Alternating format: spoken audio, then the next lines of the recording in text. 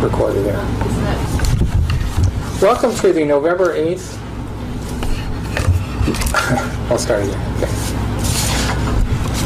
Welcome to the November 8th, 2009 meeting of the San Francisco Tesla Society. This is our first meeting at the Richmond Branch Library in San Francisco. We're really grateful to have their support while the Park Branch is undergoing renovation.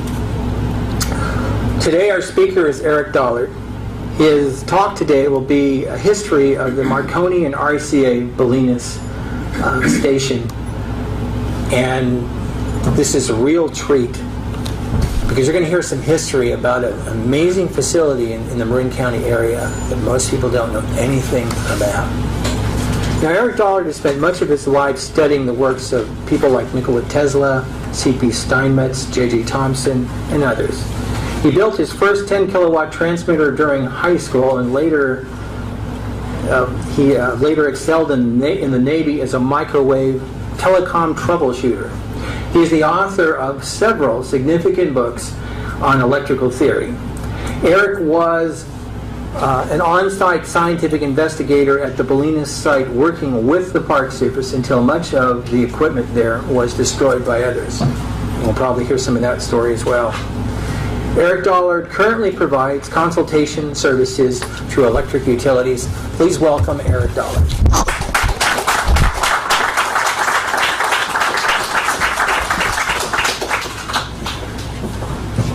Okay, thank you. This is going to be a bit difficult to fit in the shortened time, so I'm probably going to be kind of stressed and have to run through this.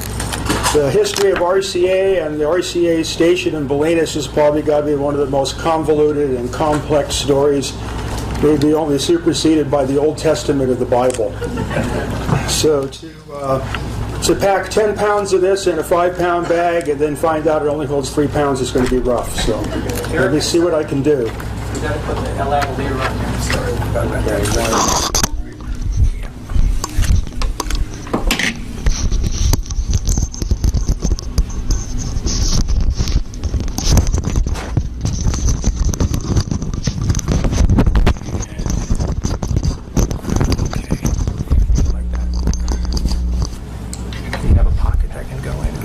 Yep. Okay. Okay, let's see if the pictures work. This is all pictures, so with no pictures, it's tough. Okay, first one. Okay, so these are the guys that invented radio, all lined up together for a dinner of the Institute of Radio Engineers. Tesla is in the background somewhere there, along with Alex Anderson, and a lot of these people are going to be part of this story. Okay, the next one. This is a gathering again at the experimental radio transmission facility in New Brunswick, New Jersey, which served as the experimental prototype for the Bolinas, California station. This is after it received its Alex Anderson equipment, and Steinmetz, the brain that conceived all of it, is standing there, the little guy in the middle. And the guy that invented and designed the mechanics and all the thing doesn't seem to want to be in the picture. Alex Anderson's hiding in the back. And David Sarnoff is making a particular point of jutting over and getting himself in the picture. So it starts to display the personalities that we're dealing with here. So next. So we start with Nikola Tesla, the guy that conceived the whole process of transmitting electricity from point A to B without any wires. An essential feature for electric radio. This is his basic system that he conceived. He came up with a set of patents and lectures and notes and other things that in his time made him quite famous. His displays of transmitting electricity across New York and what have you were pretty well established. It wasn't enough to run any big motors, but it was far better than what was needed for radio. But there's no way that anybody could gain a patent on any type of radio system as the way Tesla's patents were set up, but somehow things took a big shift, and Tesla failed to execute his system. There's all theories around of why this happened, that Morgan put him out of business. that he didn't really know how to make anything work. My analysis is Tesla was a victim of his own poetry. And then that was seized upon, and his system was swept under the carpet. The era this happened would be about 1900. So Marconi slips in where Tesla lives off and tries to figure out a way to gain this transmission ability and circumvent all the Tesla patents, which was nearly impossible. This was his system, based on the Hertzian design of his college professor, a guy named Righi, that did a lot of primordial microwave work using spherical spark gaps in oil. You have to remember, in this day, there was no tube or transistor or any of that type of convenience. If you had to transmit from a broadcast transmitter to a radio receiver, the radio receiver had to pick up enough electricity from the broadcast transmitter in order to operate itself. Unlike today, where you have amplifiers and other type of devices that draw power off the battery or the power company and produce the signal. So we're dealing with a different type of technology here. So Marconi basically adulterated the Tesla system and somehow thwarted the patent system, and it just started this all-out crackpot reality in radio that existed for about 10 years. Then finally, the next person, Alexanderson, started with the work of Fessenden and produced a type of radio generation system that actually did work. It was engineerable, math was all together for it, and it didn't interfere with anybody's patents. So these are the three stages of engineering implementation that you would find occurring out in Bolinas. Even though there's many more that occur after this, all the way up to my own work out there, we have to focus on the important part and not the stuff that uses well understood or accepted technology. Okay, next. These are some of Alexanderson's patents. His so-called alternator, and then next his antenna system, which is one of the most important research areas in electrical engineering that I consider to exist, is the Alexanderson antenna. It does things that no other antenna can do. In fact, it's not even really an antenna. It transmits in another dimension, to use the phrase of physics. And that's kind of my main focus on the Bolinas side and my research. Okay, so to begin the story, let's see who the people are that are going to tell it. Okay, well, we've still got this guy. Oh, Sarnoff, the guy that screwed everything up. This is a picture of David Sarnoff when he first went to work for Marconi. And he became the nemesis of all of these other workers and inventors of television like Farnsworth and the inventors of FM. And he was the king of R.C.A. He became the president of R.C.A. until he died, and then the company died with him. Okay, so let's keep going. So those are the four players. So this guy, how we're going to approach the disasters from the standpoint of the Navy, because basically the Bolinas site was considered an important naval asset, and technically still is, because the Coast Guard operates part of it as Station NMC. Okay, so now this is where I pick it up in my book here. So this is Admiral Nimitz, and he is providing an introduction to a very interesting history book that was written by, we have that page next, Mr. Howarth. I just ran across this recently, and the Navy plays the center role in the entire history of electronics and radio and all the things that were going on between the turn of the century and World War II. So Admiral Nimitz points out here in his introduction, we go to the next one, there's certain things that he makes reference to. You go to the next page. Was that the next one? That was the next one. Okay. So, of course, he points out how the Navy is a leader in scientific traditions and experimentations, which is absolutely correct. And the following documentary, Mr. Howarth's book, supports the drive and encouragement for scientific research. And then, again, he claims the Navy led the world leadership in electronics and the urgent need for better equipment. And then he points out the situation around the vacuum tube, which is the center of the whole story of radio, is the vacuum tube. Originally, vacuum tube had a life of some 70 hours and cost $50 each. Limitations which made their widespread use economically unfeasible. However, shortly after World War I, the Navy solicited bids on a 5,000-hour tube costing no more than $5. The successful bidder met these revolutionary specifications, and in doing so, the Navy had sired a major contribution to the wildfire growth of commercial radio in this country.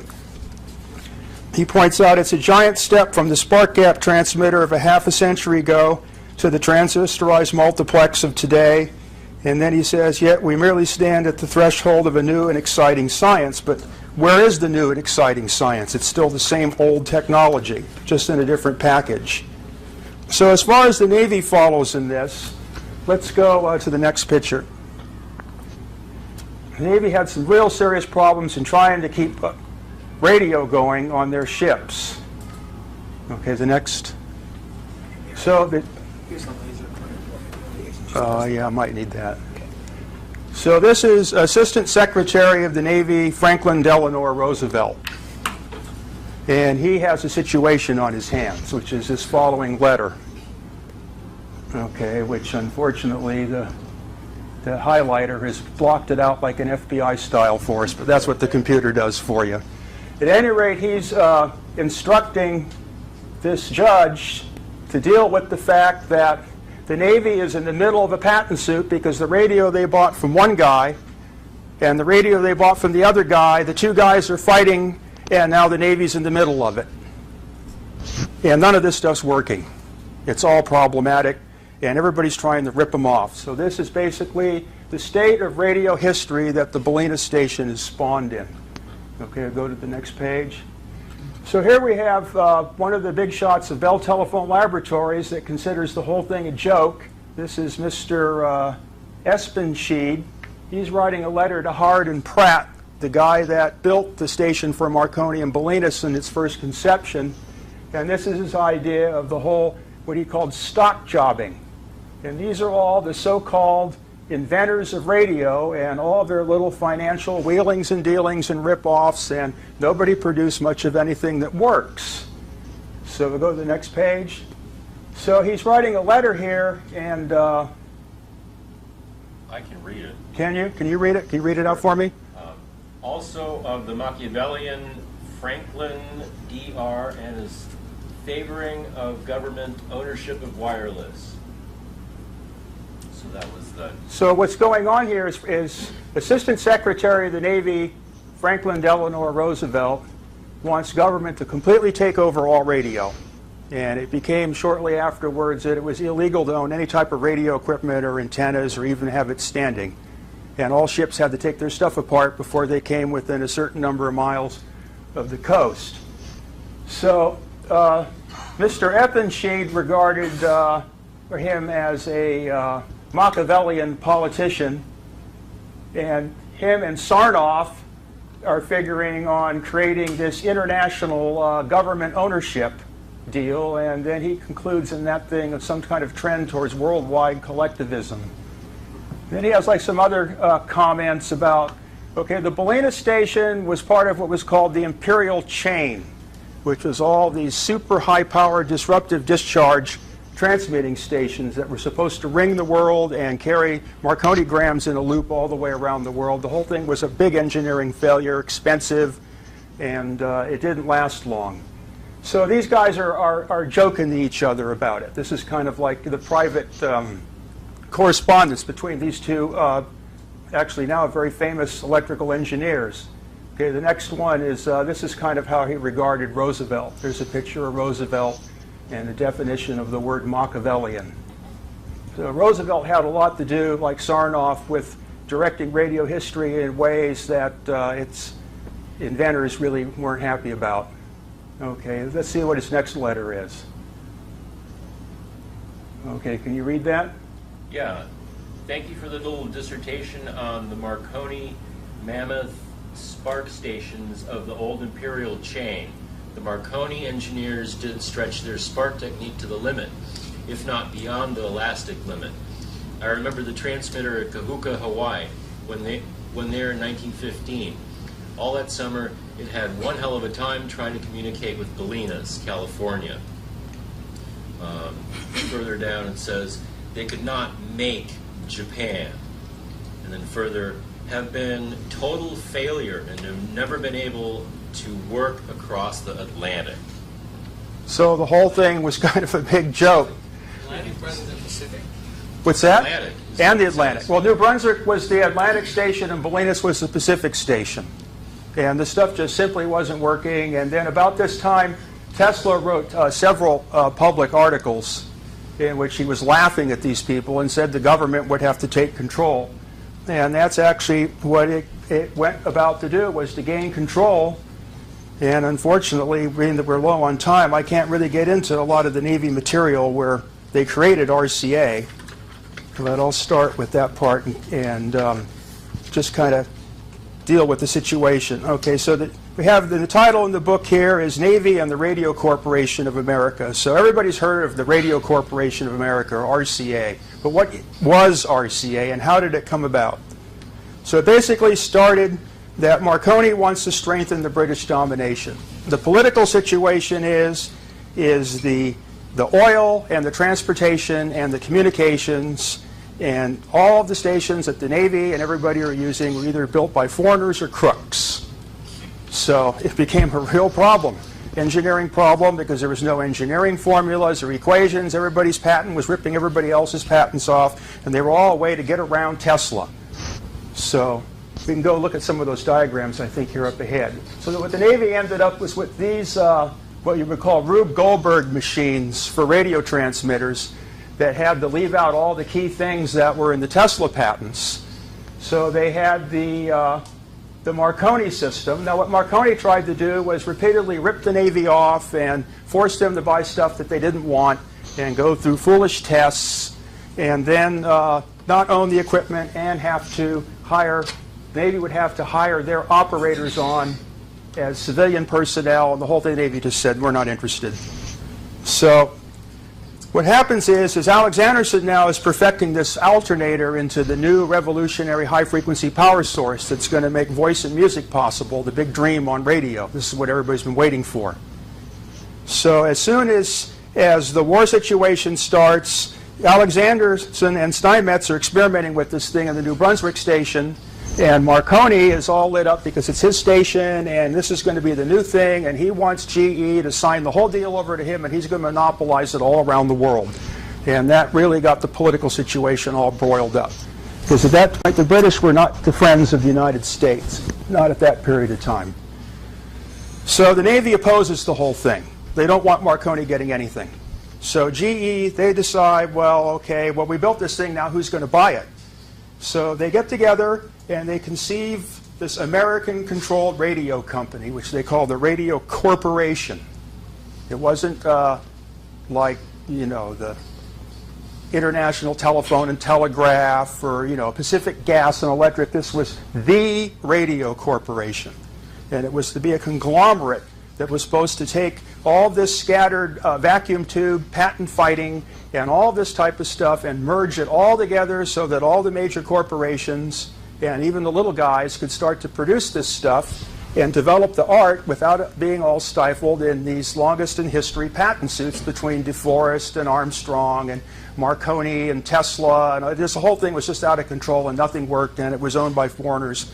And, you know, and half the people that built the stuff on the ships were going to jail. So R.C.A. was born in order to alleviate this situation. So I think I'm going to have to depart from the Navy now and get right into the actual. We can go through some pictures of their equipment here. So this is what they got from Fessenden. Fessenden was the inventor that encouraged Steinmetz and Alexanderson to come up with the alternator that made the actual continuous wave and amplitude modulation and the radio modes that now are well established possible. It was never possible before with any disruptive discharge because of the noise of the sparks, and you just could never get a clean signal. So Fessenden, but most of Fesseden's stuff didn't work, and he was hard to deal with. Okay, then we have DeForest. Okay, DeForest's stuff tend to work a little better, but then the thing is he always was dragging patent suits along with him. So if you had his equipment, you had his patent suits. And all these things from the standpoint of a modern day radio or a Tesla type radio are all Rube Goldberg machines. But there's some interesting theoretical stuff to study in them. Okay, the next one. Okay, this is the stone system. The stone system used like ceramic sewer pipes with wires in them buried in the ground. It was, and it was highly classified at the time. It was a type of through-the-earth communication system. So you see the antenna on this is portrayed a little differently as this kind of multi-wire structure, and it was usually undergrounded. You see, things are all real primitive, like, you know, you got a battery and a telephone bell, and then these things here are just like, you know, little coils that you move back and forth. This stuff's all is primitive. You could, you know, make it out of garbage cans and things you found in the dump. Nothing high-tech here. But nobody understood what kind of waves was traveling through this stuff because there was no way to mathematically. That's what I got into in my last talk. So this stuff was generating frequencies and waves that no one had a clue. And it happened to be if one thing hit off on another thing, then you had a new technology. But as soon as like one wire was changed or something, and all of a sudden none of it would communicate. So this is what they're up against. There was no frequencies or wavelengths. It was all just these things that if you fooled with them, they'd, you know, like we used to do when we were in grammar school. Okay, next. That is Massey.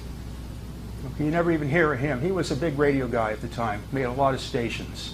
So they built all these coast stations, and then after they were built, and everybody bought all the stock and everything for the corporation that went with the station, then you come there Monday morning and it was abandoned. So that's how these wireless stations were going up, and they were just being dropped. So this is the radio situation that existed from 1900 when Tesla got pushed out of the deal until 1919 when the Navy started R.C.A. and pulled the whole thing back together again. Somebody wanted a question? Yeah. Oh, so on the one with the alternator, how high a frequency could you? Well, the little ones were 200 kilocycles, and the big ones were like 20 kilocycles. So they're not real high frequency. But it depends on what you put that frequency into. So now we'll focus more on the Bolinas situation. So let me go to there.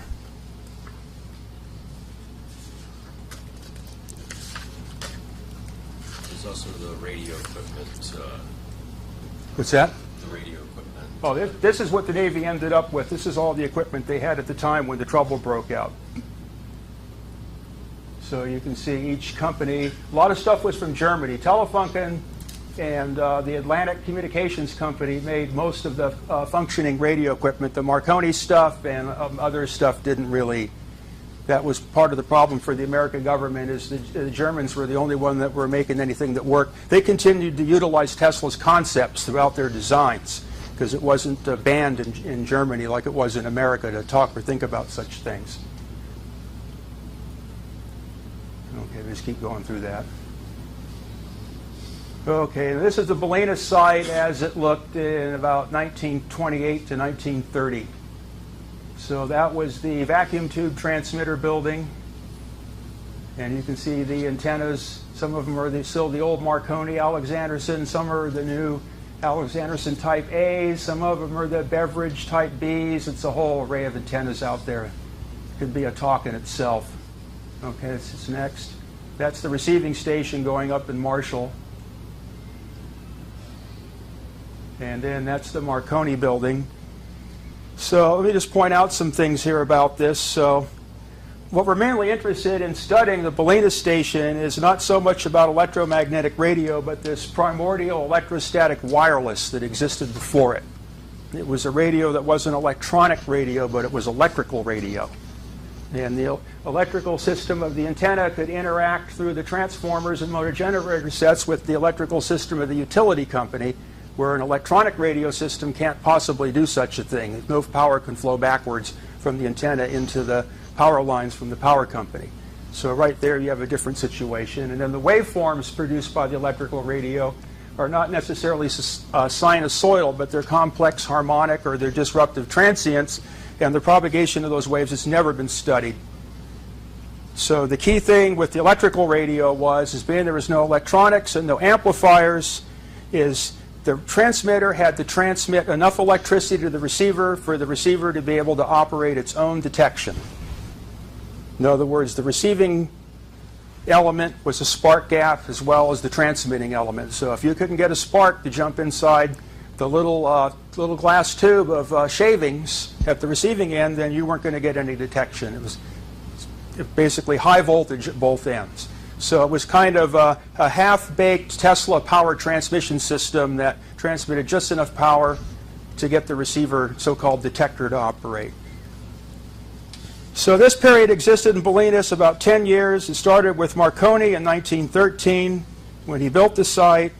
Alex Anderson got there in 1919, and that went on until 1924. And then when they found, after they spent untold millions of dollars on the giant Alex Anderson system and all the research, Armstrong came up with the oscillating vacuum tube and detectors, and then obsoleted the whole thing as soon as it was done. So that was the end of it, except for one purpose, the Navy's purpose. The Navy's purpose for that is to communicate with submarines, because Marconi and Alex Anderson system never transmitted through the air, and their structures are not really antennas, they're transmission lines. The transmission all occurs through the inside of the Earth. It's not an outside of the Earth problem, but nobody ever realized the full potential of this whole system back then, so even though the alternators were considered an obsolete source of alternating current power with their vacuum tube replacement, the antennas was still capable of doing a lot of very interesting things. So the Navy took an interest again in 1940 and cobbed the whole thing back together and moved part of it to Hawaii so they could communicate with submarines, and it was kind of a secret situation, and it never really involved the full Alex Anderson principle. It was jury-rigged the whole way. So it's not much for scientific study. And then, of course, in the American tradition, after they were done with it, they destroyed everything. So a new shortwave system appeared in Bolinas to replace it. That's the point at which the technology where I was involved with the station. And that system became obsolete, and it was destined to go the same way. It was supposed to be smashed. But I had intervened along with some other forces, and we stopped that from happening and directed into a research situation. The problem was the satellites were putting the HF out of business, and so it was time for somebody to come up with something new. So the plan was, in my mind at that time, was to go back to the Tesla system and make it work and be able to communicate with the ships at sea without using electromagnetic waves and having all the attenuation and noise and all the problems that go with it. But various forces appeared and made sure that that wouldn't happen, and all of the equipment was destroyed repeatedly. So when Marconi built this thing there that didn't really work, and then the Navy kicked him out and took it over and formed R.C.A. They brought Alex Anderson out there, and they brought him to the New Brunswick site, and this is where he was going to build his new fantastic radio communication system. The Alex Anderson system's a little unique because it doesn't really transmit electromagnetic waves, and it transmits through the inside of the Earth. So the wave propagation and the attenuation of it is not going to be what you find in normal textbooks. So the Marconi antenna initially was 3,000 feet long, 600 feet wide. Let's see what more pictures we have of the antenna field. This is these are the newer short-wave ones that went up after the Alexander system was obsoleted with the vacuum tube transmitters. This is all in Bolinas now. You can see the two buildings there, the original Marconi mass, and just acres and acres and acres of poles and wire, untold, like 3,000 acres of it. It goes on for miles and miles, or did in every direction. So the basic Alex Anderson at Marconi was 3,000 feet in length, 600 feet wide, and 300 feet off the ground. Okay, its electric field, which can be estimated to be about 120 million cubic feet, had a stored energy of 20 million volt amperes. The coils that regulated it were 12 feet high. This thing was like a massive substation of sorts. The whole antenna would light up at night when the telegraph key was put down like a giant neon sign. That's how much electrical activity was going on with it. The voltage is estimated to be about 100 kilovolts. So even though we had this giant thing out there roaring away and glowing in the dark and all this naval stuff, it's all of a sudden we don't seem to know anything about it. It just seemed to go away. But it started to come back out again through some roundabout radio research, and then some interesting things were discovered about it. So in 1913, that's when Marconi decided to put this thing together out there. Let's go through them. So this is exactly where it's at, geophysically. Now the thing about this place is it's rather unusual. You can take an older Army type of field radio set, the one that has the coils in it, the older technology, and put a battery clip on the antenna terminal and go around town and connect this thing to fire hydrants, and all of a sudden signals are booming in from all over the place. So Bolinas is a strange convergence. You have the... does this work? It's going to do the same thing. Oh, you got to hold it down. Okay. So the San Andreas comes right up here. Okay, and goes right out this hole, basically. The San Gregorio starts in here, and it goes out. And then there's another one that comes out here and goes out to sea. So this whole place is like a convergence of all of this seismic activity, and it has this type of water that has this rich colloidal iron in it. It turns your toilet bowls red. It turns the leaves of your plants red. The place is some kind of magnetic anomaly. So this, in all probability, is why Marconi built this thing here. There's no radio reception like it anywhere I've been, anywhere around. This place is just lit up with RF. And it's such a tweak to the place, basically ether-wise, that even before any of these people built anything there, the Indians used to go there and get this, they get charged out there, and if they stayed too long, it started to make them goofy.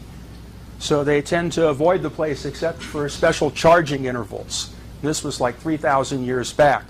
So there is a possibility that some of these bizarre antenna structures could have transmitted back in time as well as forwards in time and polarized the area and created an electrical charge situation there, because there can be no before or after situation like that. And this is what electricity, as I showed in my last talk, none of these things are unthinkable in the dimensions of electricity.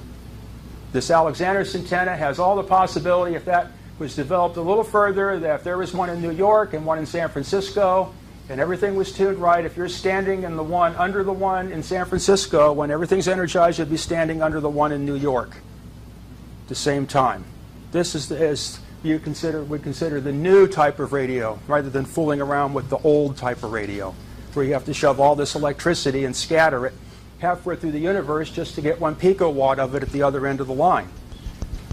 But this is what Tesla was working on. And Alexanderson and all these people had to, reenact certain parts of Tesla's ideas in order to make stuff work.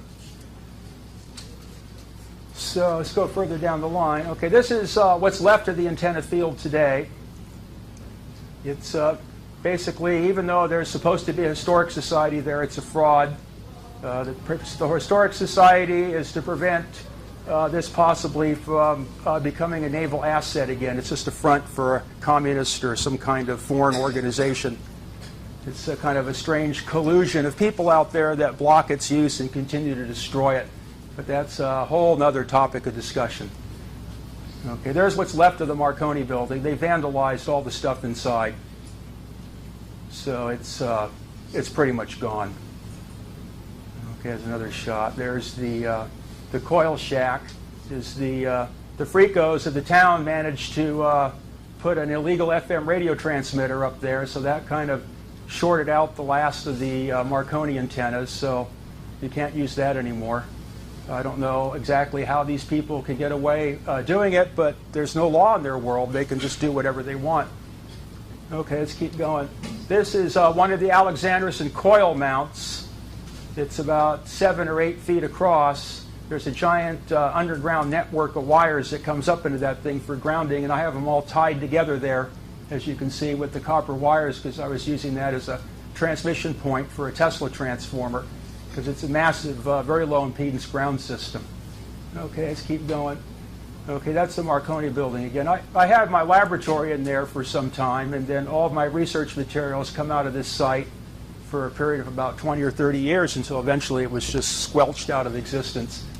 Okay, let's keep going. That's the ocean. Okay, the ground cables from the underground, there's an underground antenna underneath this Marconi building, about 750,000 square feet. It's all still intact there. You can still connect to it. I put in little manholes with terminals so I can still go out there and connect. What's gone now is there was a whole radial ground wire system that went out here into the ocean, and there were large metal plates bolted to the rocks out in sea. So the grounding of the station is beyond any imagination of just, what you would consider with a couple of ground rods. This thing was giant. It had to transmit 2,000 or 3,000 amps of current flow through this structure into the ground without any backup or fires. Unfortunately, the diagram that I had for that has disappeared, and we couldn't get it. It's what we would consider a radionic structure. It kind of keeps the place energized in the voodoo level just because of its geometry and the intensity of it being there. But that's kind of out of the topic. Okay, let's keep going. Okay, so this is the stuff that Marconi started to build in there. So you can see the main switchboard kind of up on the top there. The switchboards back then were made out of marble because there was no plastic or composition material. The voltages there are about 2,400. The hot stuff's in the back for the 2,400. The 480 is all hot in the front. Then that ran these large motor generator sets that took the 60 cycles and converted to 210 cycles, and then there was a big spark gap on the other side that discharged this enormous bank of capacitors into various transformers and coils to run this 3,000-foot long antenna.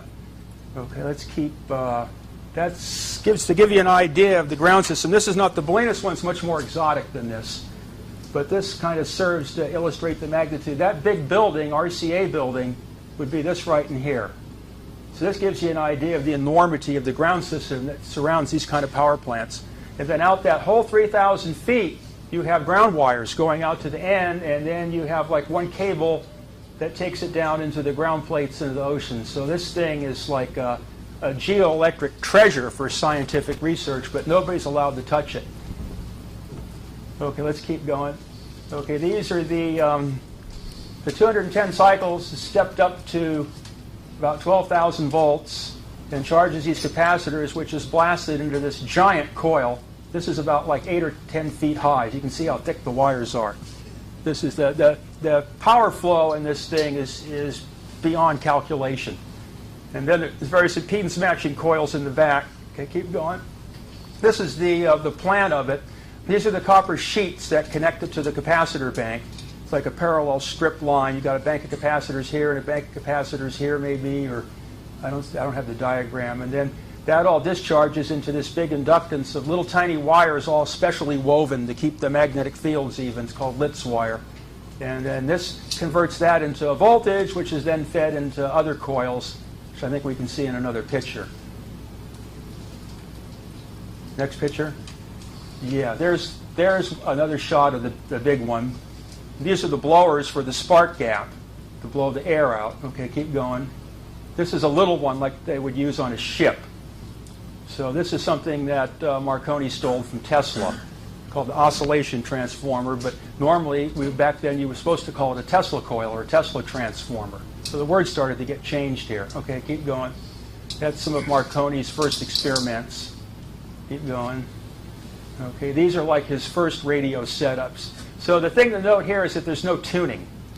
That all you got is you just have a plate in the air and a ground and a spark in between. So there is no frequency with these things that you could call frequency in the normal sense. You couldn't tune them. So if one operated, then you couldn't operate any other radios because they were all transmitting into each other. The receiver was the same thing, and then there was a little spark gap in here of nickel chips that was kept turning. And they would weld together when the energy would come across the system and then ring a bell, and that would usually actuate the telegraph center. This was the original experiment that his college professor had built to generate his microwaves, and then he just kept adapting it. This Tesla was so far beyond this that this is basically a joke. This is what people do now when they're like 12 years old, if they do anything. Okay, that's next. This is Tesla's idea for his transmission system through the Earth. That's the patent. Okay, that would transmit power as well as signal. Okay, keep going.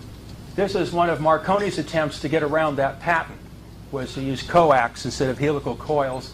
And I tested it with with open wire transmission lines, and it will transmit through the ground. It does work. Okay, keep going. This is his UHF and microwave experiments, which made things take a big historic twist later. This was the original Heinrich Hertz apparatus that Marconi copied from. So this was the original experiment where electricity was made to go across the room and appear at a receiving end. That was a big thing back then, was to have a spark at a transmitter, and the spark at the other end of the room at the same time was like the UFOs showing up. Okay, keep going. Okay, these are some of the guys again. Okay, keep going.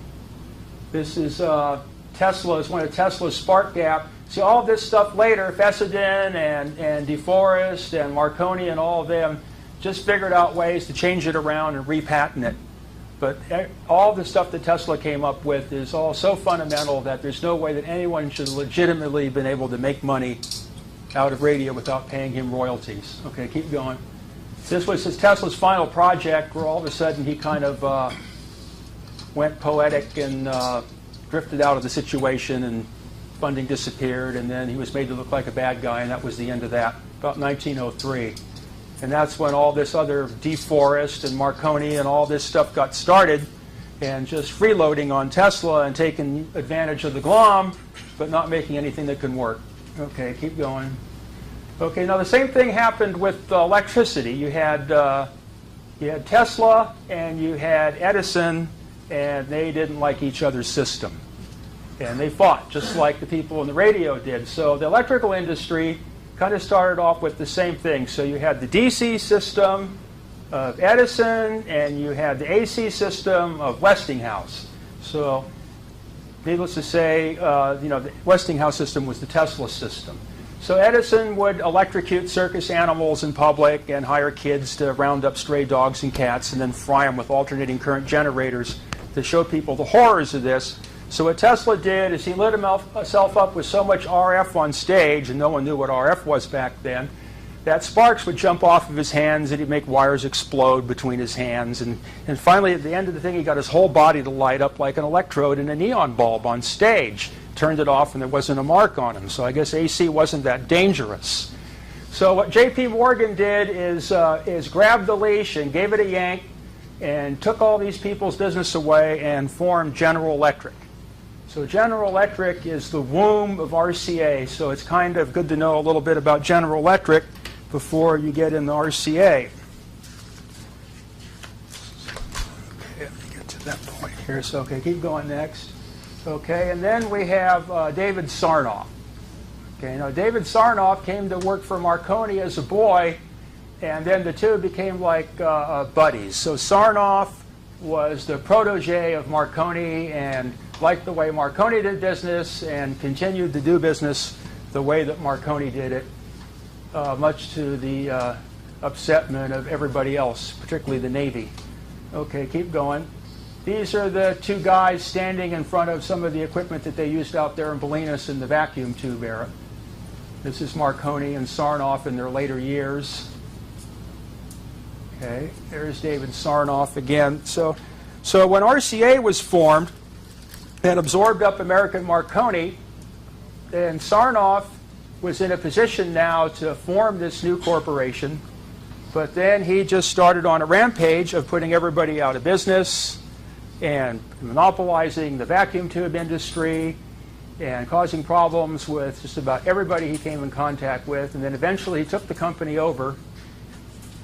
And when Marconi was kicked out of Bolinas, the Navy put R.C.A. in there. So from henceforth, after the formation of R.C.A., the Bolinas site was R.C.A. and no longer Marconi's. It was part of what we call the Radio Corporation Communications Incorporated. Okay, we keep going again. Okay, now this was one of Farnsworth's biggest enemies, was Farnsworth. You mean Sarnoff's biggest enemies was Farnsworth? What's that? You mean one of Sarnoff's biggest enemies was Farnsworth. So Alexanderson and GE and RCA and all of them had worked for decades and spent millions of dollars on trying to create mechanical television, which didn't work. So Farnsworth, when he was in high school, came up with some idea how to do it electronically. and then continued to experiment and studied the whole art of electron emission and optics until he became a master at it and produced a completely functional electronic television system in 1928. Sarnoff didn't like that at all. Television was going to be for R.C.A. He was incensed. So they attacked this guy severely. He's the only guy that's ever won in court against Sarnoff. Sarnoff's lawyers actually broke down in tears in the courtroom, but Sarnoff managed to get the FCC to change all the frequencies around in the whole thing and keep him out of business until his patents expired. Okay, let's go to the next one. Here's the guy that Sarnoff had to steal all of Farnsworth's designs. This guy was allowed into Farnsworth's laboratory as a Westinghouse engineer, but he was really with R.C.A., and then he glommed up all of Farnsworth's principles and stole them for R.C.A., and then he kind of worked them all around to try to fight the patents. So now you had a big patent war going on between two TV guys. Okay, let's keep going. So this is the first Farnsworth camera tube. It was so simple that there's basically nothing there. It was a revolution how such a simple device could take a television picture and convert it into an electronic signal of some kind. Okay, keep going.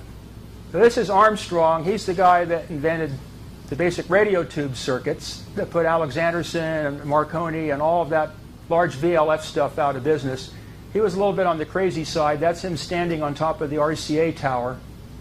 He was, at that time, he was Sarnoff's buddy because R.C.A. was buying up Armstrong's patents, which were revolutionizing the basic radio receiver construction and design and performance, orders of magnitude beyond anything that had previously existed. It was a whole different world. When he came up with his circuits, then radio was flying. There was no, you didn't have the need to send electricity to the receiver anymore. You could do it all with amplifiers. So Sarnoff retained him for a while until he developed FM, and then Sarnoff threw him out, and then they spent millions and millions of dollars fighting each other. Let's keep going with that. So here he is with Marconi. That's the original, where he gave the original demonstration, that building there, of his radio tube detector that everyone was looking for. Okay, keep going. And then finally, the endless lawsuits, he kills himself. So that was the end of that. So Sarnoff basically drove him into the grave. So let's keep going. Okay, now we come to the Alexanderson Navy situation. Okay, so after all, R.C.A. was formed and all this stuff. This came about, as you can see, Marconi's not looking very happy in this picture. He's just been told that he's not going to get any of Alexanderson's equipment. And there's Alexanderson standing next to him. Marconi got the big choke right here. He is not happy. Okay, let's keep going. So this is his system. You can see the basic principles of the generator. There's really no other electrical generator like it. And it cannot be expected to behave in any way along the lines of the law of conservation of energy. You can take all the law of conservation of energy and throw it away with these kind of machines, because there's no direct relationship between the kilowatt hours in the shaft and the kilowatt hours in the output transformer. So it's not really a generator. So what you got here is you have a set of magnetizing windings that energize this magnetic circuit. Okay, and then you have these pickup coils, okay, that are in a smaller high-frequency portion of the magnetic circuit. So the pickup coils go to the output transformer, okay, and then the magnetizing coils go to the battery. The key is not really there. Somebody that drew this didn't know what they were doing. Now, in the middle of this thing spins this big disc, okay, and this disc has alternate segments of magnetic and non-magnetic material, so that this magnetic loop here and the coils are connected together and taken apart magnetically at a very rapid rate. It's kind of like a magnetic, I would call it a magnetic modulator. And it has to be done in such a way that the average magnetic intensity in the exciting winding doesn't change. So it's a special staggering of the teeth so that the magnetism is swirled around inside the AC windings, but there's no change of overall reluctance in the DC part. It's totally a novel way of generating an electrical alternating current. And then he came up with another fantastic device called the magnetic amplifier, where there was no switches required, but it was a controllable reactance, and that way he could shunt the alternator, and with the telegraph key, with only like 1 ampere of current, you could control 100 amperes of current and thousands of volts on the AC side of the machine and key the antenna, or you could even put a carbon microphone on it and speak into it, and then it would come out as an AM broadcast. So President Wilson, the Navy seized this immediately when it reached its success at the New Brunswick site, and President Wilson used it to transmit voice broadcasts to Europe to end the war. Apparently it was very helpful in ending the war for the president to have this technology to speak to people over there without it being able to be jammed out, and actually in voice rather than some kind of code that most people don't understand. So it was the big thing at the time. That's the actual machine in the background. Now, one thing about the magnetic amplifier is it's also like the so-called alternator, is when you utilize this thing at an alternating current circuit harmonically instead of with the DC control winding, again, the laws of conservation to have this technology to speak to people over there without it being able to be jammed out, and actually in voice rather than some kind of code that most people don't understand. So it was the big thing at the time. That's the actual machine in the background. Now, one thing about the magnetic amplifier is it's also like the so-called alternator, is when you utilize this thing at an alternating current circuit harmonically instead of with the DC control winding, and to have this technology to speak to people over there without it being able to be jammed out, and actually in voice rather than some kind of code that most people don't understand. So it was the big thing at the time. That's the actual machine in the background. Now, one thing about the magnetic amplifier is it's also like the so-called alternator, is when you utilize this thing at an alternating current circuit harmonically instead of with the DC control winding, again, the laws of conservation of energy no longer apply between the exchange between the two ports on the device. It can either create or destroy energy. Okay, that's what makes Alexanderson interesting. This is the first one that Marconi got, and then the Navy seized the whole situation. This was the beginning of being able to send a voice broadcast to Europe. This would be the New Brunswick machine. These are some of the towers they put up in New York to handle the antennas. But this type of antenna system that is published and known as the Alexanderson system is not the real system. The real system that he designed, you only find that full patent embodiment in Bolinas and New Brunswick. They're considered what you call a scalar antenna, in that there's no propagation velocity. It's instantaneous. The entire antenna operates in synchronism. So there's no wavelength or frequency to the antenna. It's completely neutralized. It's a concept that's not utilized in any other type of antenna. And the wires themselves are not radiating. There is no electromagnetic radiation. It's the roots that are buried in the ground that are doing all the transmitting. These massive underground copper electrodes are all buried in proportion along these towers. We'll see all that later. Okay, let's keep going. Okay, this is like a technical description of it and some other pictures. That's the basic schematic. Is all the AC windings are all bused into or cabled into a parallel winding arrangement. So you have 64 coils. That way the skin effect and all these other complications are minimized. The wires of equal length, you weave it all, and then you have the pickup coil that steps it up to 2400 volts AC. This thing's operating at figure about 20 kilocycles a second, 200 kilowatts. So it's putting out at 2400 volts, it's still putting out quite a bit of current. This is where the magnetic amplifier comes in to key it. So that breaks the magnetic circuit exchange between the primary and secondary. So this is the control coil in the transformer. Okay, let's keep going. This is the input, the motor that drives it. There's more magnetic amplifiers that are used here to regulate the motor speed. And then the antenna structure should actually be called, as I pointed out, the transmission structure. And then these are the shunt admittances that carry the transmission to the ground. It's all along here. Okay, let's keep going. This is one of the pickup transformers that mounts on top. It's a hot side here and a hot side here and a center tap, it looks like. And then the other windings you can't see, they're on the inside. Okay, keep going. That one's not too good. Okay, this is a New Brunswick antenna. This thing is about 5,000 feet, 5,000 feet. So it gives you an idea of what we're dealing with here. It's probably about 600-700 feet across. Use this type of tower structure where Bolinas used Marconi masts. This one uses the Alexanderson principle to the max in that there's no time delay. If the electricity, if the sine wave, so to speak, is at 0 degrees here, it's also at 0 degrees here. There's no time of propagation. It's all been neutralized. The thing operates completely out of any spatial dimensions. That's why it's called scalar, because there's no space vector. It's just a numerical quantity. It has nothing to do with the scalar of Tom Bearden or Art Bell or any of the disinformation agents. This is the actual mathematical definition of the word scalar.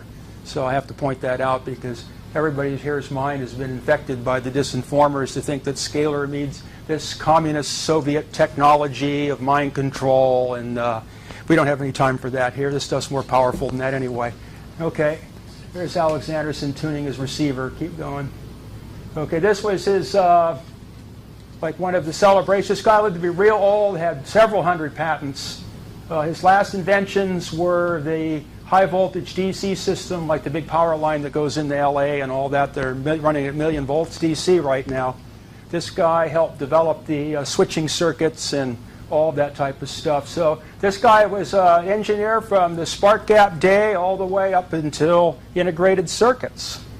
And then the ghost of Steinmetz is in the background. That was his mentor.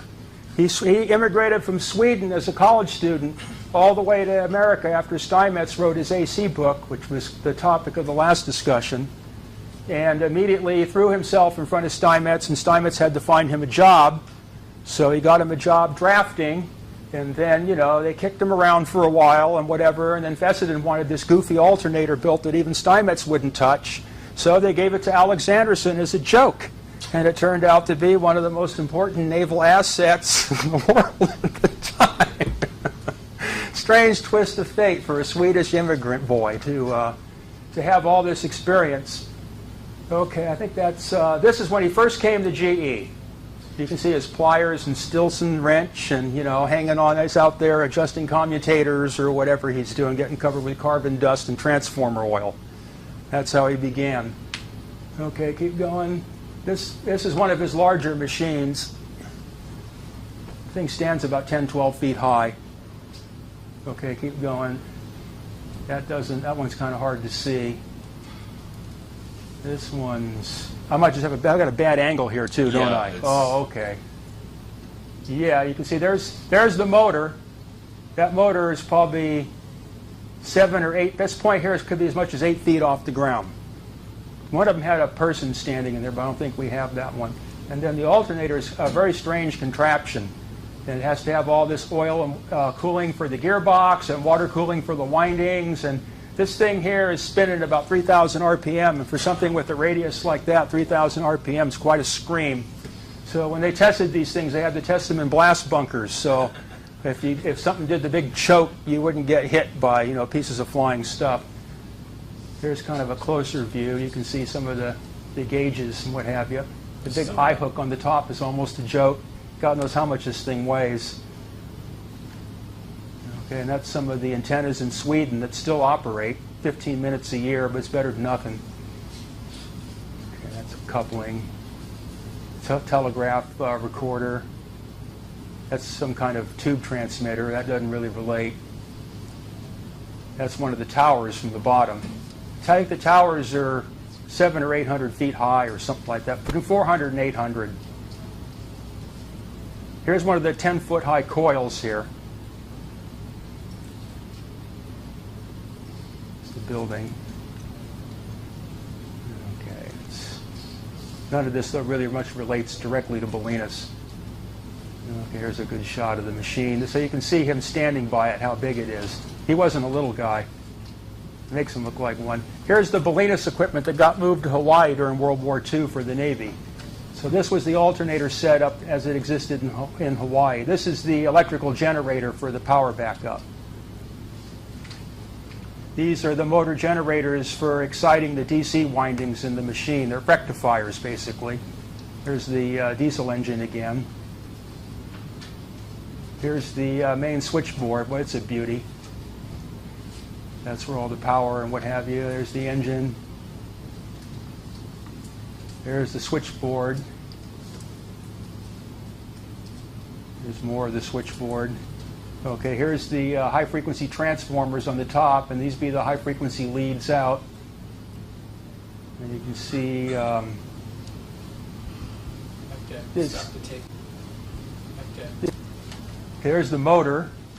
You can see the variometer tuner. The magnetic amplifiers are on the other side. Here's the gearbox here. This side's running probably about 400 or 500 RPM, and this side's running in the vicinity of about 3,000 RPM. So this gearbox is cranking. Okay, these are some of the windings they used there, but they're not real Alexanderson coils. But it gives you an idea of the amount of inductance required. Things are massive. Okay, and that's the insulators they use in Hawaii. Give you an idea how they're built. They have these drip cones and stress cones so that the high frequency doesn't burn through the insulation, because the insulators, as we learned in the last talk, are actually where the electricity flows. So it burns them up. So they put the capacitors around them to keep the lines of force off the porcelain so it doesn't fry. And then the hood keeps the water from drooling down, which would cause a big blast. So these insulators have to be specially designed for this high voltage, high frequency surface. So they act basically as what insulators are, capacitors without shorting out. Okay? Yeah, this is just some of their wiring. Let's keep going. Now, the reason why you do this is to keep the voltage gradient low. If you've got a skinny wire, then you've got a high curvature, and the fire tends to dance out off of it. So you have to have all these broad radius curvatures to deal with here. And then that also alleviates the skin effect. So when you have heavy circulating currents, then they don't lose them in your resistance loss. And then you can see the capacitance shields on the insulators here, but they're not on the top for some reason. Okay, let's keep going. Okay, now here's DeForest when he first came up with his Audion tube. This is what obsoleted the alternator, was the vacuum tube. DeForest never knew how to really make the thing amplify or whatever at the time. It was conceived of as a detector, and that's why he called it the Audion, because it made the incoming radio signal audible and provided a little bit of amplification, but otherwise it wasn't much more sensitive than the other radio devices at the time, until Armstrong and the phone company and various other people like General Electric and R.C.A. and the Navy all came in and worked it into what it became. Okay, keep going. This is one of his stations. He'd throw these stations together, and then they'd operate them for a while, and then when the stocks would go out of business, then they'd just run. DeForest was heard saying when he set one of these things up, let's just wait and watch the suckers bite. So he wasn't really a clean operator. And of course he wrote books about himself too. So here's where it all came from was the Edison lamp, which had the what's called the thermionic emitter, which is the thing that lights up in the bulb, and this throws off what they called corpuscles, which now you might call electrons or ions, but back then they called them corpuscles. And Edison had a problem as these things were blackening the walls of his bulbs. So he put a metal plate in there to sample it. Yeah, I think that's in the next deal. Here's his tubes. He's got these little probes to see what this blackening stuff is, and then he found out of that he had created a type of diode. But he wasn't interested in that because his interest was he didn't want his light bulbs getting black. So one of Marconi's buddies named Fleming patented the diode action. Edison wasn't too much into patenting stuff. His idea was to make money, and then when the glommers came and wanted to take all your money in patent wars, invent something new. Made more sense to him. So Fleming patented it, and then DeForest figured out a way to make it into the controllable, what's called the thermionic vacuum tube today. This was the other radio system, which is a very strange system. It's a hydrogen cyclotron. It used to be known as the Federal Arc. And eventually, one of these devices became what's known as the Lorentz cyclotron, which was one of the first particle accelerators to use the rotating accelerating process to increase the electron voltage instead of just trying to get it in a straight shot. What you do is you just let the thing keep building up juice, running round and round in a circle, and then you get a big blast in out of a small box. So this thing, originally what it did, it had a hydrogen plasma inside and a big arc. This thing the guy has his hands on is the big wheel to bring the arc rod in and out. And then you hook this thing to your giant coils and antenna system, and it went into oscillation. You put about 600 volts. These things ran off a railway current. So they 600 volt DC came in from the railway line, and then this plasma would act as a negative resistance to fire that would start, so to speak, in the hydrogen. And this giant magnet around the thing would force everything into this cyclotronic action. And this thing would go into an oscillation, kind of like a magnetron would, and produce extremely powerful alternating currents. And the biggest devices were 2 million watts. This one here is 1 megawatt. So the Navy decided at this point in wireless to go this route because these were the blasters. And they put out a pretty clean signal, unlike the disruptive discharge, or what they call the spark gap type, because it's more of an atomic process that's continuous and oscillating instead of this bang, bang, bang, bang, bang like the spark gap is. So there might even still be a few of these things around in operation.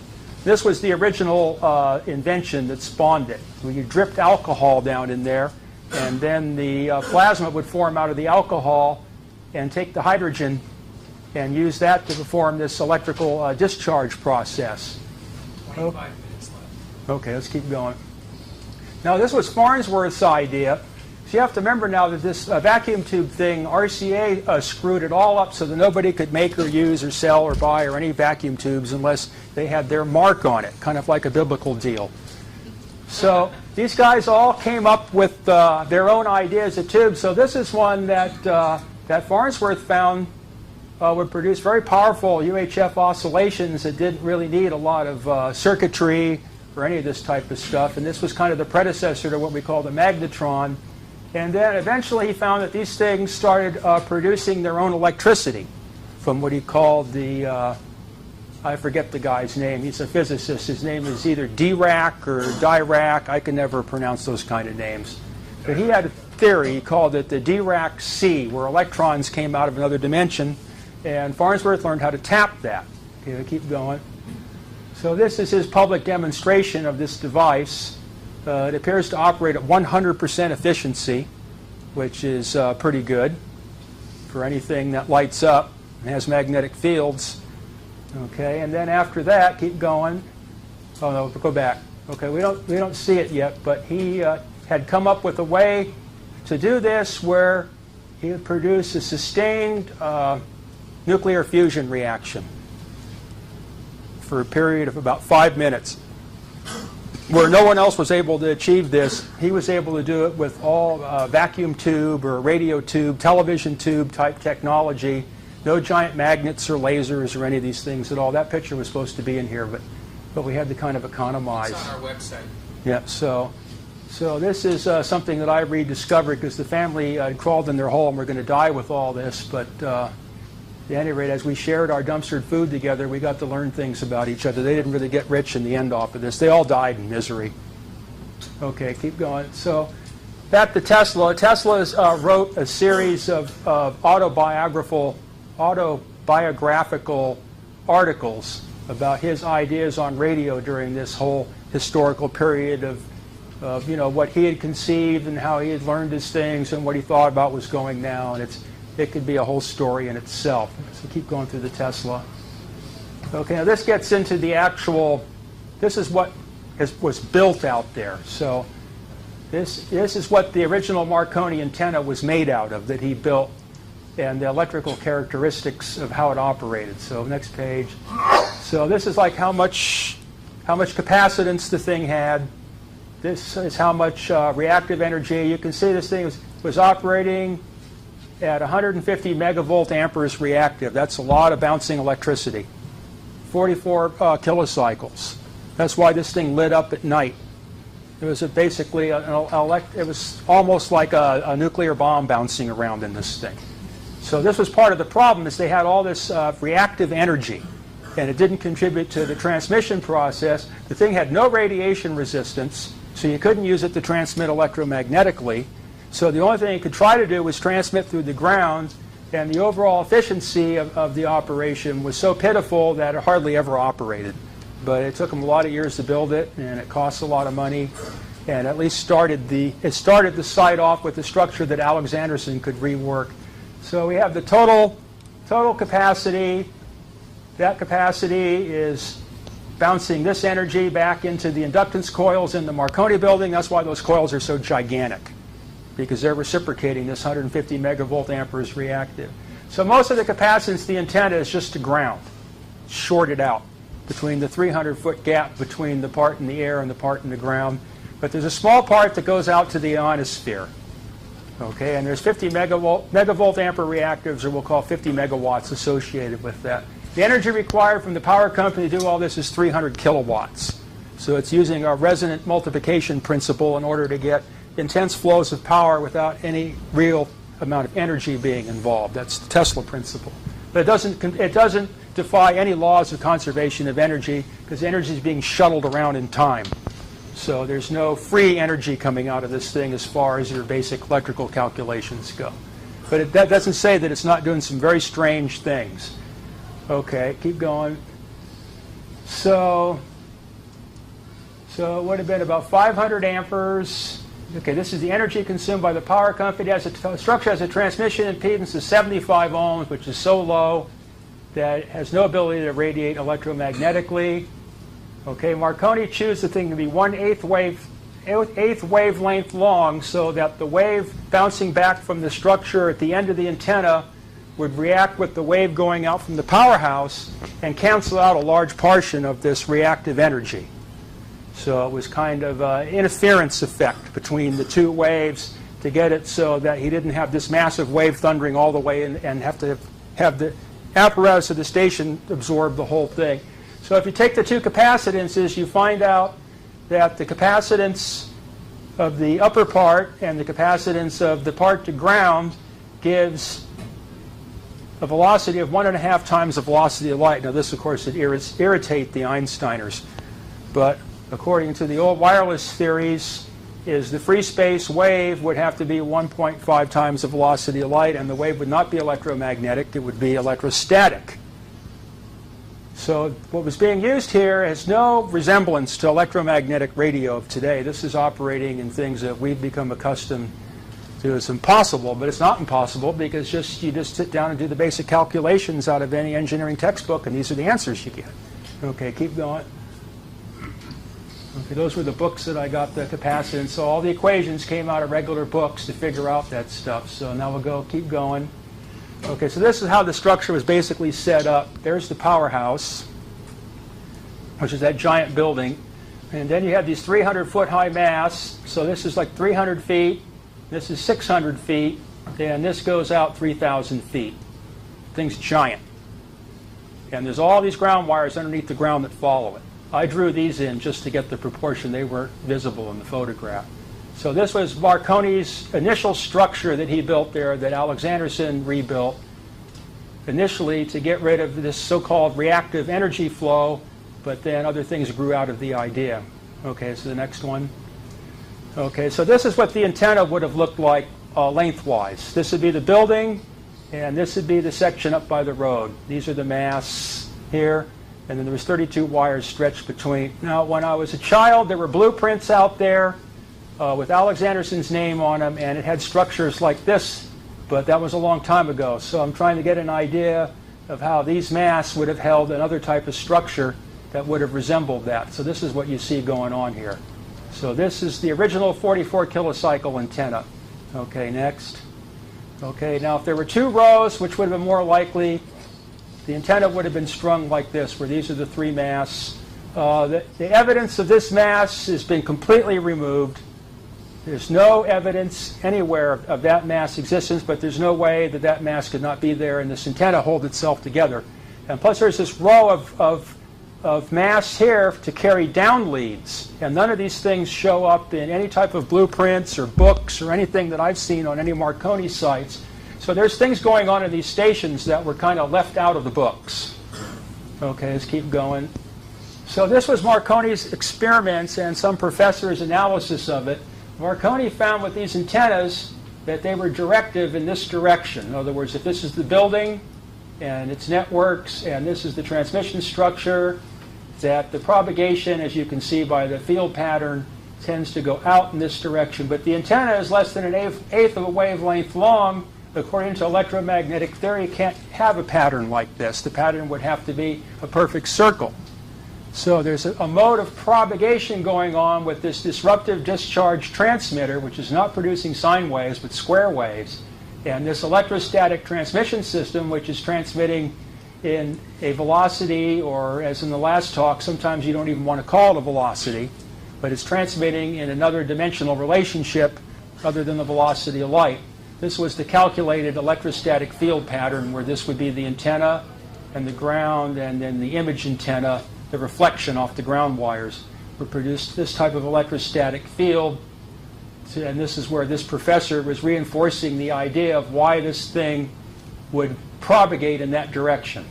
So there's things going on with this old stuff that even though it didn't work like it was supposed to, or nobody really knew this or that, or everybody was fighting, or the government was taking over, it's these little things land out of it that is where the scientific interest lies, if there's going to be any other type of radio in order to overcome the barriers of distance and space. Okay, keep going. 15 minutes. Okay, this is the antenna they built at Hawaii to reciprocate with the one in Bolinas. That'd be this one here. Here's the mass. This is the terminal thing at the end with the row of pipes. And then you have the building here. And they had another one to Japan. They could never get the system to work to Japan. There's something about the geology of the Earth will support no propagation to Japan. And that whole antenna thing was just, that's where Eppensheed in the beginning was joking about it to his buddy Harrod Pratt, that the thing never even worked. Okay, keep going. This is a view that Jim Bourne took when he was standing on one foot like Armstrong on top of one of the 300-foot masts.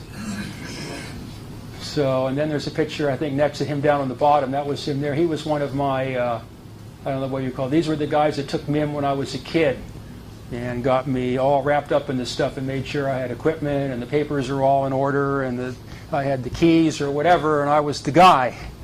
Very fortunate circumstance for a 16-year-old. But I had help from the phone company and the high school, and I was a pit bull back then. I was like another Sarnoff. Okay, it keeps going. So this is kind of the overlay of where all the wiring had gone out there. This is like the road, about almost a mile up. This is the building down by the ocean. There's an auxiliary mast that held some other long wave antennas for KPH. Main call letters of the station were KET, and that would be the VLF station. So the Navy rebuilt the thing again in the war, and they just used a certain part, and they put an anchor in and terminated it here, and they never used the end section, and then just ripped the thing down, smashed the rest of it afterwards. But I managed to dig a lot of it out along the cliffs. Okay, keep going.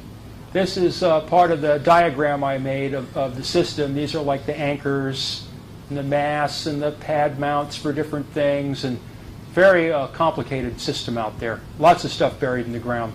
Underground antennas everywhere. And this whole structure out here is more than I can get into right now. Okay, keep going. This is one of the giant tuning coils. This one would be the parallel coil. Or no, the series coil. Yeah, this series coil. This is the one that connected element to element. Keep going. There's the shunt coil. That's the one that connects to the underground. Okay, these have to operate at very high voltages.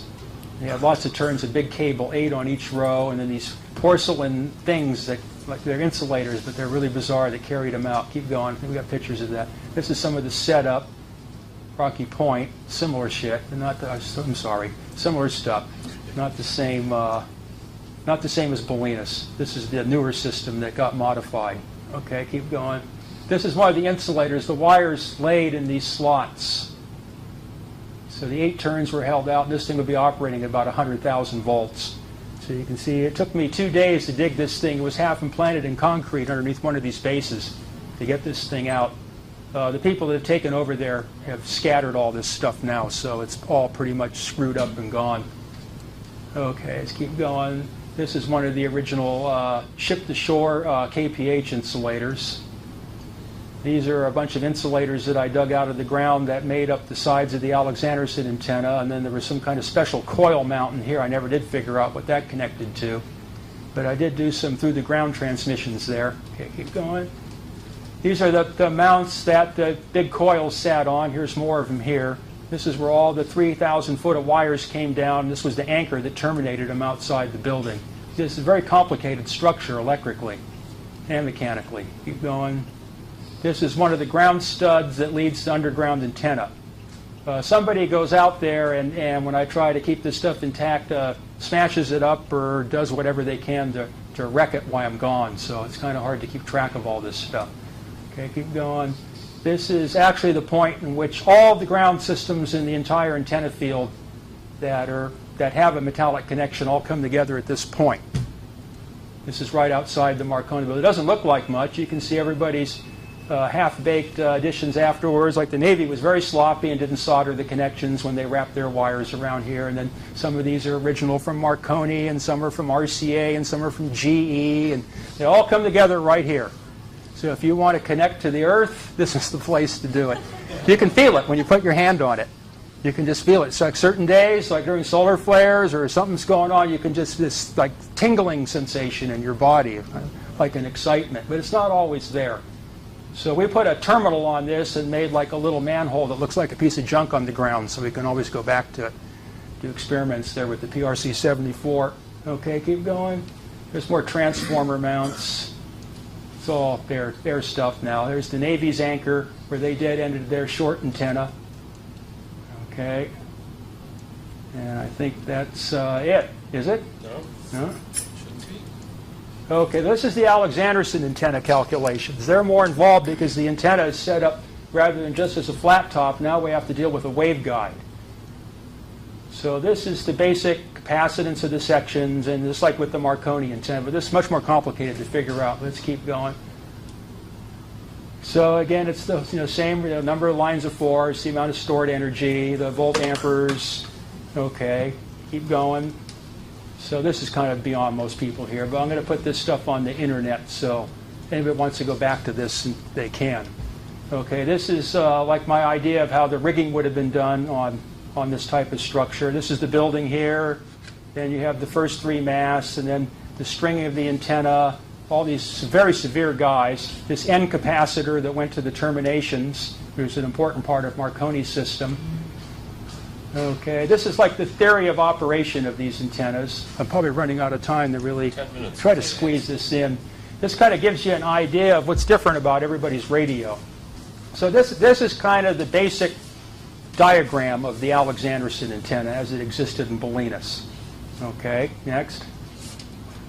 This is one analog of it. This is how it would appear as circuit elements. In other words, from one set of mass to the next set of mass, this is what's going on as far as inductance and capacitance and current flow and current into the earth and space and all that type of stuff goes.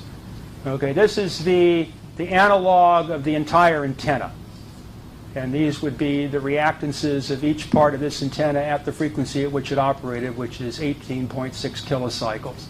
So this is, so you can see, it's a very complicated network, and to bring all this stuff into a situation where you can achieve resonance and scalar effects and all that type of stuff is not particularly easy, not alone having to invent it to begin with. To keep going, that's one of the coils.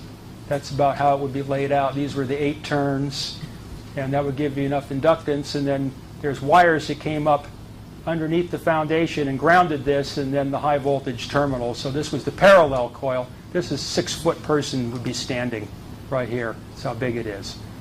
Okay, next. That's the series coil. These turns were adjustable, high voltage on both sides, no ground wires in the bottom, so it came down, went in, and then went back out. So there was no ground connection at the series coils. Next. Okay, this is the various radio systems. If we start off with, first we have Hertz, okay, where you have 2 space radiators. But then you have Tesla, which is a transformer, which is earthed. So our radio today is this, and the initial radio of Tesla was this. Okay, so what Marconi did to get around the patent is he made the antenna Hertzian but kept the transformer Tesla, the best he could within the realms of the patent. But that, through being at this terminal, is supposed to have a very high voltage and small capacity. This just dampened the whole system down so it could never really perform the way it was supposed to. And you'd have all this stored reactive volt amperes of megawatts bouncing around in your system. But this is how it went. And what Alexanderson did was this, where the antennas started to become just sections of transmission line, and then he had a system of transformers and multiple grounds. So that way you could get a broader bandwidth, and the current would be divided more between the grounds. Where the Tesla system was a single frequency, this could be broadened out and made more adaptable. So where this is an adulteration of Tesla's patent, this is an actual advancement of electrical science. Okay, finally, with R.C.A. and Sarnoff, we were led into phase arrays of Hertzian radiators, and this is where radio is today. This is your cellular telephone antenna. So this is your basic radio progress. From this, let's back. From the Hertz experiment, the Tesla transmission, and then the convoluted path it took into what Tesla would say was the wrong thing. But somebody makes lots of money off of it. Just like somebody said about Sarnoff, he took infant radio and taught it to pay.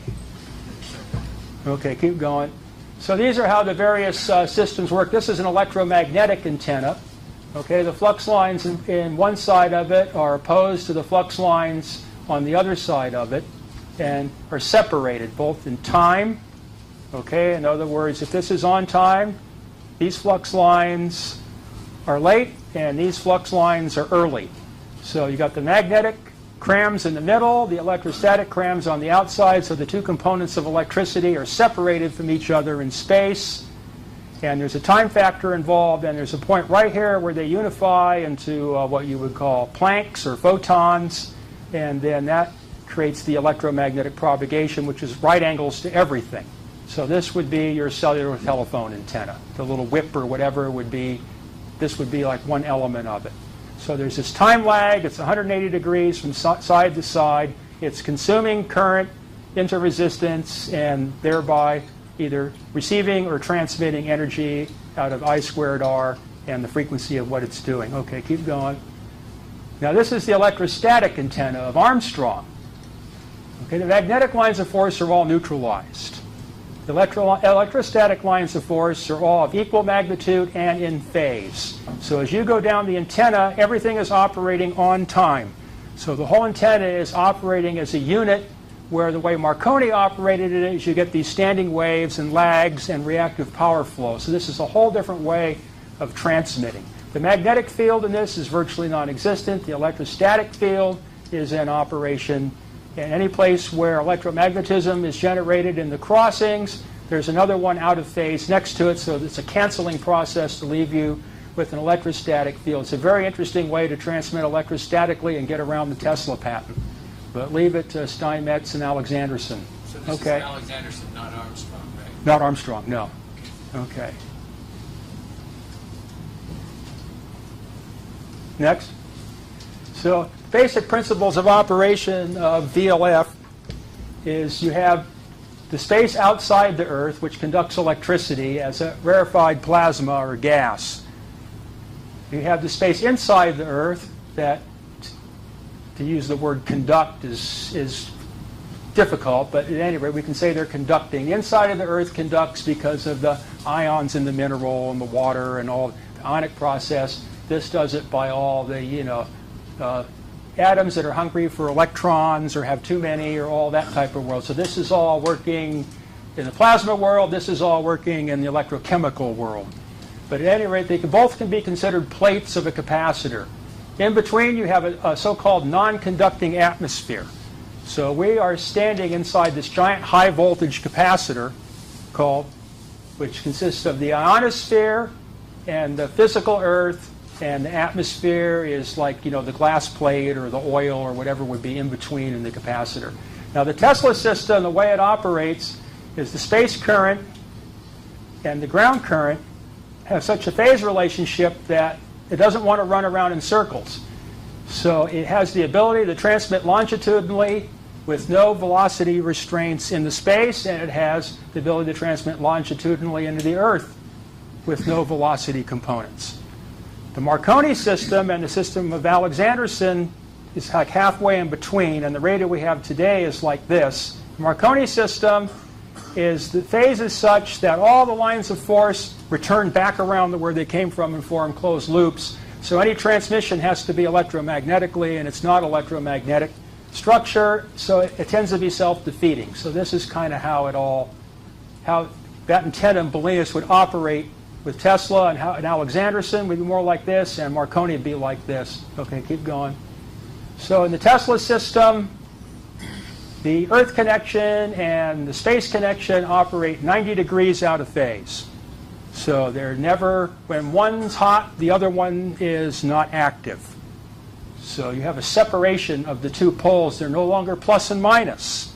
Plus and minus is gone. There is no plus and minus. There's either a plus here or a plus here at different points in time, or a minus here and a minus here at different points in time, but there's no plus and minus. There's no way that the flux can loop, because when this one's on, this one's off. The Marconi system and conventional AM broadcasting and stuff today operates with the two 180 degrees out of phase. So when this one's plus, this one's minus, and when this one's plus, this one's minus. So the lines of force all tend to go back around, and the propagation tends to become self-defeating. Okay, keep going. This is the basic schematic of the Alexanderson system as far as the layout of the elements and where the coils sat. Keep going. Okay, this is the scale model that the ham radio people can build for 160 meters if they want to experiment with this. A 100-to-1 scale model gives you a frequency of 1860 kilocycles, which is in the 160-meter ham band. So this is the diagram, the plan for this. These would be the coil positions. This would correspond to the wires between the masts, and then you'd have the underground wires, the capacitors and coils on the ground, and their down leads. Instead of being 300 feet high, of course it's only 3 feet high because it's 100 to 1. Because of the inductances and capacitances, the fields operate on square roots. They're 1/10 the size. So the square root of 100 for the coils and capacitors, otherwise they'd be so tiny and the energy balances wouldn't work out. So the way the waves split is because two forces are multiplied by each other. These things move in square root proportion. So that's all been done. Okay, keep going. This is the various other sections of the antenna. Keep going. That's what it looks like from the top. That's the upper structure made out of copper wires. The next row down is the copper pipes for the grounds, which are these, and the rods that go into the ground, and then the mounts for the coils and capacitors. Keep going. And then, oh, this is the guy that had all the equipment smashed out there. And then we got a couple other guys here. This is all the stuff that they've managed to bust up while they were there. They destroyed almost all the equipment and dumped all the toxics over the cliff. And then they turn out to be New Age cancer research. These are the Greenpeace guys that have control of the station now. They're yanking stuff out of there and selling it off and closed it to everybody, and are trying to make it like Alexanderson, and none of these people ever even existed out there. But somehow they gained control of the whole facility, and the place is a circus now. So here you have a prime naval asset is a circus, just like the people that ripped the Navy off in the beginning. So that's the end of the talk.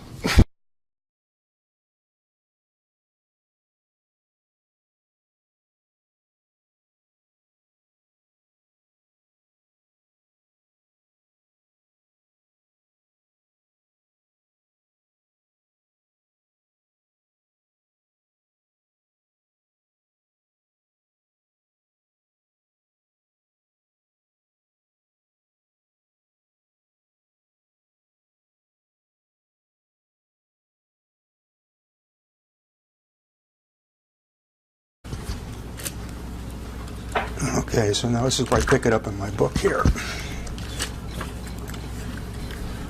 So this is Admiral Nimitz, and he is providing an introduction to a very interesting history book that was written by, we have that page next, Mr. Howarth. I just ran across this recently, and the Navy plays the center role in the entire history of electronics and radio and all the things that were going on between the turn of the century and World War II.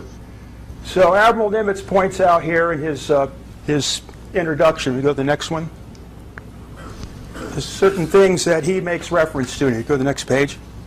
Was that the next one? That was the next one. Okay.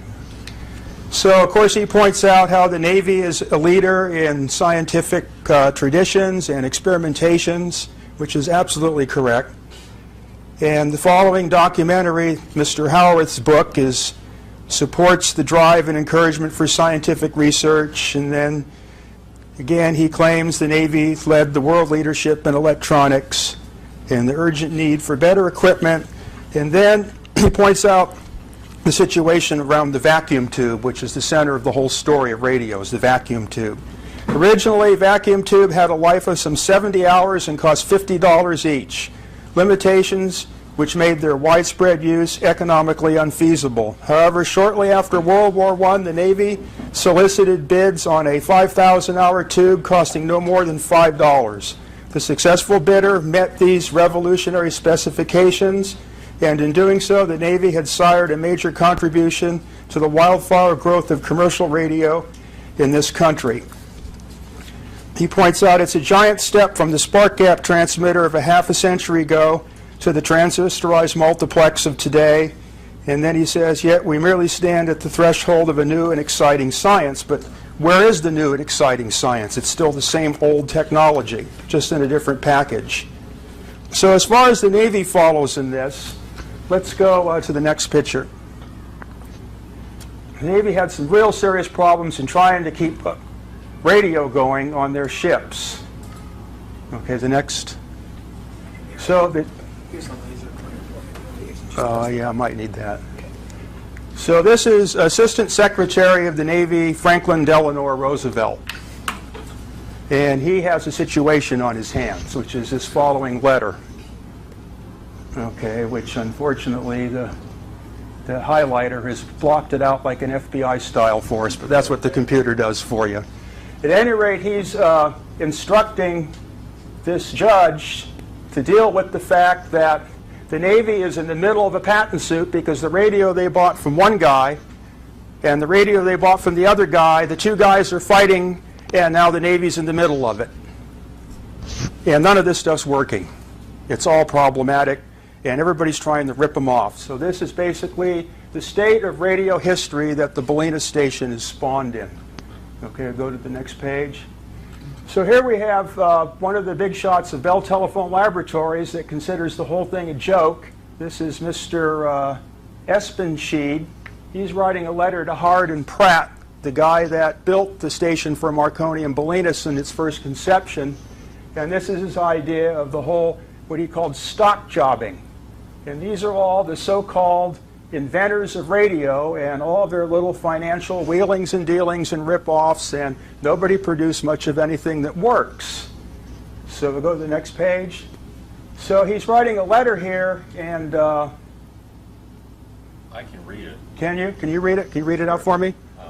Also of the Machiavellian Franklin D.R. and his favoring of government ownership of wireless. So that was the... So what's going on here is Assistant Secretary of the Navy, Franklin Delano Roosevelt, wants government to completely take over all radio. And it became shortly afterwards that it was illegal to own any type of radio equipment or antennas or even have it standing. And all ships had to take their stuff apart before they came within a certain number of miles of the coast. So Mr. Espenscheid regarded him as a Machiavellian politician, and him and Sarnoff are figuring on creating this international government ownership deal, and then he concludes in that thing of some kind of trend towards worldwide collectivism. Then he has like some other comments about, okay, the Bolinas station was part of what was called the imperial chain, which was all these super high power disruptive discharge transmitting stations that were supposed to ring the world and carry Marconigrams in a loop all the way around the world. The whole thing was a big engineering failure, expensive, and it didn't last long. So these guys are joking to each other about it. This is kind of like the private correspondence between these two, actually now very famous electrical engineers. Okay, the next guy named Rigi that did a lot of primordial microwave work using spherical spark gaps in oil. You have to remember, in this day there was no tube or transistor or any of that type of convenience. If you had to transmit from a broadcast transmitter to a radio receiver, the radio receiver had to pick up enough electricity from the broadcast transmitter in order to operate itself. Unlike today, where you have amplifiers and other type of devices that draw power off the battery or the power company and produce the signal. So we're dealing with a different type of technology here. So Marconi basically adulterated the Tesla system and somehow thwarted the patent system, and it just started this all-out crackpot reality in radio that existed for about 10 years.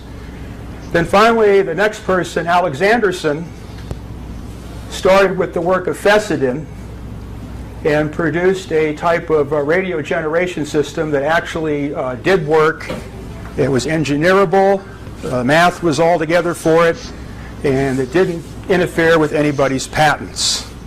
So these are the three stages of engineering implementation that you would find occurring out in Bolinas. Even though there's many more that occur after this, all the way up to my own work out there, we have to focus on the important part and not the stuff that uses well understood or accepted technology. Okay, next. These are some of Alexanderson's patents. There's his so-called alternator, and then next his antenna system, which is one of the most important research areas in electrical engineering that I consider to exist, is the Alexanderson antenna. It does things that no other antenna can do. In fact, it's not even really an antenna. It transmits in another dimension, to use the phrase of physics. And that's kind of my main focus on the Bolinas side and my research. Okay, so to begin the story, let's see who the people are that are going to tell it. Okay, well, so got this guy, Sarnoff, the guy that screwed everything up. This is a picture of David Sarnoff when he first went to work for Marconi. And he became the nemesis of all these other workers and inventors of television like Farnsworth and the inventors of FM. And he was the king of R.C.A., became the president of R.C.A. until he died, and then the company died with him. Okay, so let's keep going. So those are the four players. So this guy, how we're going to approach the disasters from the standpoint of the Navy, because basically the Bolinas site was considered an important naval asset, and technically still is, because the Coast Guard operates part of it as Station NMC.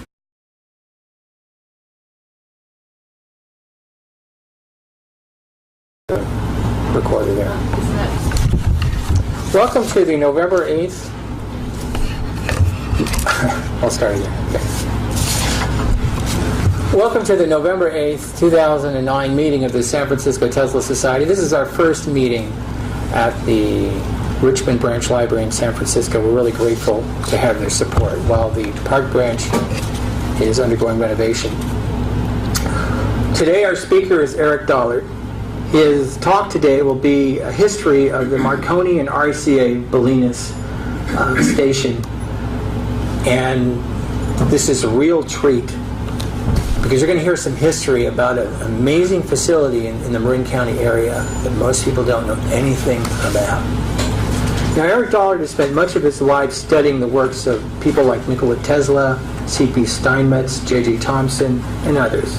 He built his first 10-kilowatt transmitter during high school, and later he excelled in the Navy as a microwave telecom troubleshooter. He is the author of several significant books on electrical theory. Eric was an on-site scientific investigator at the Bolinas site, working with the Park Service until much of the equipment there was destroyed by others. We'll probably hear some of that story as well. Eric Dollard currently provides consultation services to electric utilities. Please welcome Eric Dollard.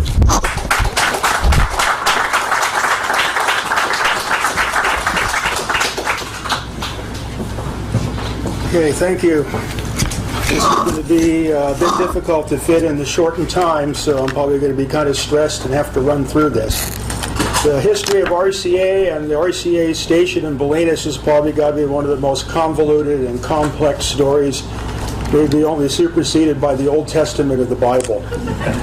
So to pack 10 pounds of this in a 5-pound bag and then find out it only holds 3 pounds is going to be rough. So let me see what I can do. You got to put the lavalier on there. Sorry.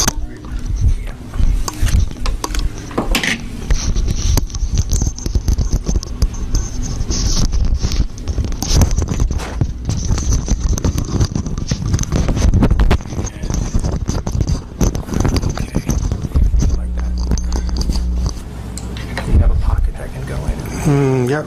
Okay. Okay, let's see if the pictures work. This is all pictures, so with no pictures, it's tough. Okay, first one. Okay, so these are the guys that invented radio, all lined up together for a dinner of the Institute of Radio Engineers. Tesla is in the background somewhere there, along with Alexanderson, and a lot of these people are going to be part of this story. Okay, the next one. This is a gathering again at the experimental radio transmission facility in New Brunswick, New Jersey, which served as the experimental prototype for the Bolinas, California station. This is after it received its Alexanderson equipment, and Steinmetz, the brain that conceived all of it, is standing there, the little guy in the middle. And the guy that invented and designed the mechanics and all the thing doesn't seem to want to be in the picture. Alexanderson's hiding in the back. And David Sarnoff is making a particular point of jutting over and getting himself in the picture. So it starts to display the personalities that we're dealing with here. So next. So we start with Nikola Tesla, the guy that conceived the whole process of transmitting electricity from point A to B without any wires. An essential feature for electric radio. This is his basic system that he conceived. He came up with a set of patents and lectures and notes and other things that in his time made him quite famous. His displays of transmitting electricity across New York and what have you were pretty well established. It wasn't enough to run any big motors, but it was far better than what was needed for radio. But there's no way that anybody could gain a patent on any type of radio system as the way Tesla's patents were set up, but somehow things took a big shift, and Tesla failed to execute his system. There's all theories around of why this happened, that Morgan put him out of business, that he didn't really know how to make anything work. My analysis is Tesla was a victim of his own poetry. And then that was seized upon, and his system was swept under the carpet. The era this happened would be about 1900. So Marconi slips in where Tesla lives off and tries to figure out a way to gain this transmission ability and circumvent all the Tesla patents, which was nearly impossible. This was his system, based on the Hertzian design of his college professor,